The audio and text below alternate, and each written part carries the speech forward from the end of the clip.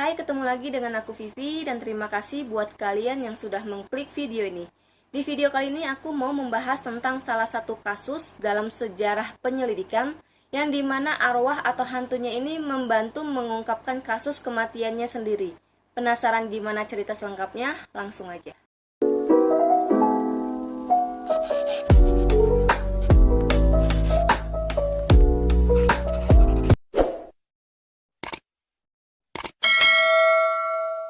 Kisah ini sebenarnya udah cukup lama terjadi, yaitu pada tahun 1897, di mana seorang wanita yang bernama Alva Zona Hester dikabarkan meninggal karena kecelakaan. Berawal pada tahun 1866, di mana seorang pria yang bernama Erasmus bekerja di toko pandai besi di kota Virginia Barat, Amerika Serikat. Dia ini sosok yang tinggi besar, berotot, dan juga ganteng. Nggak berapa lama kedatangannya di Virginia, Sue bertemu dengan Alva Zona Hester yang merupakan putri dari seorang petani. Di awal pertemuannya ini mereka langsung jatuh cinta. Akhirnya nggak berapa lama mereka pacaran sebentar dan memutuskan untuk menikah pada tanggal 20 Oktober 1896. Walaupun sebenarnya ibunya Zona nggak begitu suka dengan Sue. Setelah 3 bulan menikah, tepatnya pada tanggal 23 Januari 1897, Sue datang ke rumah Martha yang merupakan tetangganya. Sue menyuruh anaknya Martha yaitu Anderson untuk pergi ke rumahnya untuk melakukan pekerjaan rumah dan takutnya Zona juga membutuhkan sesuatu di sana karena katanya Zona lagi sakit.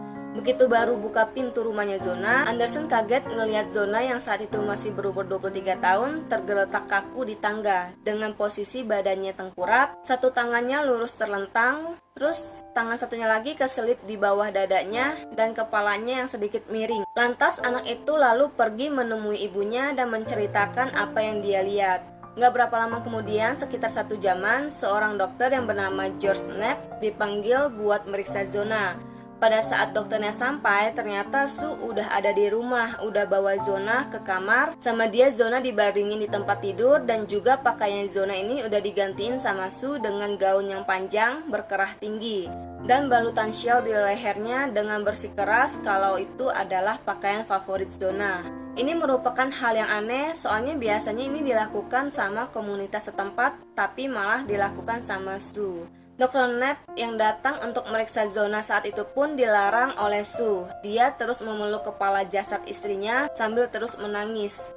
Akhirnya Dr. Knapp berpikir dia harus memberikan privasi kepada Sue karena sedang berduka. Dan akhirnya dokter menyimpulkan kalau Zona meninggal karena serangan jantung. Para pelayat pun berkumpul untuk memberikan penghormatan, tapi Sue nggak memperbolehkan siapa-siapa untuk berada di dekat kepala Zona. Malah dia sendiri yang seakan repot mengotak-atikkan mayat Zona ini dengan syal yang ada di lehernya, ditambahin lagi kerudung yang menutupi wajahnya Zona. Dia juga taruh bantal di kepala Zona karena dia bilang mau membuat Zona lebih nyaman. Sue terus menangis sambil mondar-mandir di depan peti mati yang masih terbuka. Sue bersikap seperti itu terus sampai jasadnya Zona ini dimakamkan di pemakaman di daerah rumahnya waktu dia masih kecil. Sikap aneh Sue ini nggak ada yang curiga, baik dari teman-temannya bahkan keluarga dari Zona, terkecuali hanya Mary Jane Hester yaitu ibu dari Zona. Mary yang dari awal nggak suka dengan mantunya ini merasa kalau Sue ada hubungannya dengan kematian putrinya. Sejak kepergian putrinya, Mary terus berdoa setiap malam agar putrinya ini entah gimana datang ke dia untuk mengatakan sesuatu apapun itu, sekalipun cuma untuk bilang selamat tinggal. Setelah setiap malam Mary berdoa, tiba-tiba sosok arwah Zona muncul. Gak cuma sekedar diem aja, arwah Zona ini juga ada kasih tahu tentang malam sesaat sebelum dia meninggal.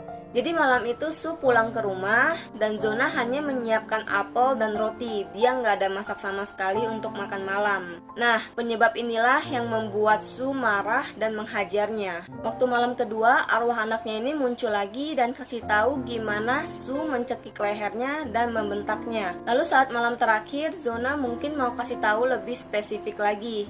Dia memutar kepalanya 180 derajat untuk menunjukkan kalau lehernya itu patah. Zona juga menjelaskan kalau itu bukan pertama kalinya dia mendapatkan tindak kekerasan. Dia menceritakan semua yang dia alami selama menikah, karena selama 3 bulan menikah, ibunya yaitu Mary nggak pernah datang berkunjung ke rumah anaknya ini. Akhirnya Mary datang ke jaksa penuntut yaitu John Preston di Lewisburg. Dia menceritakan semuanya dan meminta kasus kematian anaknya ini diselidiki ulang. Jelas tentu aja pernyataan itu ditolak karena menurut jaksa Mary ini cuma halusinasi akibat dari kesedihan ditinggal anaknya.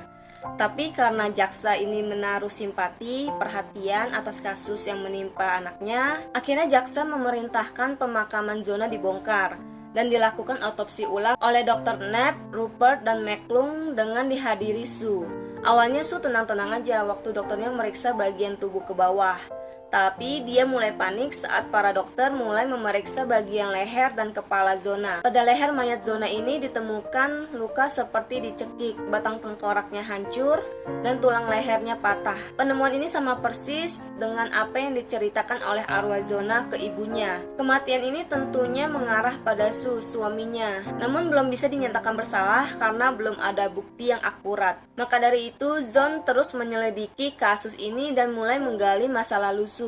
Ternyata sebelumnya Sue ini udah pernah menikah 2 kali. Di pernikahan yang pertamanya ini cerai karena istrinya ini sering dipukul. Lalu istri yang keduanya meninggal secara misterius. Nah, jadi Zona ini adalah istri ketiganya. Tapi sebelumnya itu, sebelum kenal Zona, Sue pernah dipenjara karena telah mencuri kuda. Akibatnya dia ditahan, dan selama di tahanan, dia pernah berencana untuk menikahi 7 wanita.